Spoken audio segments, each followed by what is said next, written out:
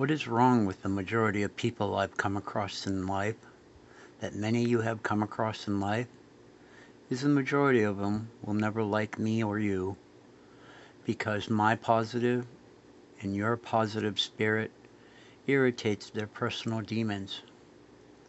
It is a sense of constant injustice festering within themselves, along with a feeling of inferiority festering within them as well. The person they become jealous of when they look at me and you and feel that me and you maybe are better looking, and it's unfair that they are not, that you and me may be smarter than them, and that they are not, that you and me may be too nice for them to fully understand and handle, so they label us as naive and weak. In the end, all of this jealousy causes the one who is jealous to be destructive towards the one who has the ability to live a better, happier life compared to them. And the saddest thing of all is that for the hater and the hated, when their lives come to an end, our lives come to an end, before and after their funeral, our funeral, relatives will argue and fight over who gets their belongings, who gets our belongings. The people at the funeral will most likely talk more about the food and the venue. Within the eulogy, theirs and yours and mine entire lives that have been lived will only be summarized within 2 to 3 paragraphs. Conversations will immediately shift from the deceased lives to the lives of the funeral visitors and others as well. When the funeral is finally over, your friends and family and theirs and mine will, while driving away, will be wondering what's next to do for the day. Some or many of the people connected to you, to me, to them, will not even show up for the funeral because something apparently came up. And lastly, the majority of the people on this very day will not be at any of our funerals when that day finally arrives.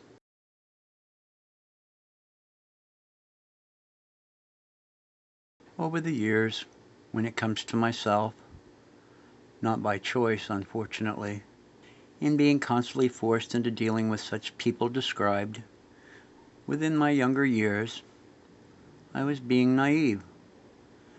As I got older, it was because of being deceived in the fullest towards me. I learned over time to seek not revenge, but justice. In my younger years, I went from crying alone in a room and/or wandering the hallways, crying, with constant thoughts of the betrayal perpetrated against me, in a constant never-ending feedback loop of cognitive misery, into my older years of turning my betrayals into action into being the one to win the battle against the betrayer, with extreme patience on when to strike back at them, unexpectedly of course, with the utmost of ruthless efficiency, facing and fighting the dragon that burned me. From all of this being spoken about, I learned a truth. That truth is, a weak person threatens someone. A strong person does what's necessary.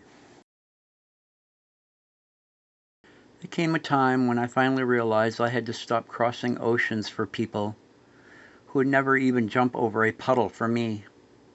In the end, the only way to win right then and there in the beginning in dealing with such toxic individuals and/or groups of individuals is not to play their game to begin with.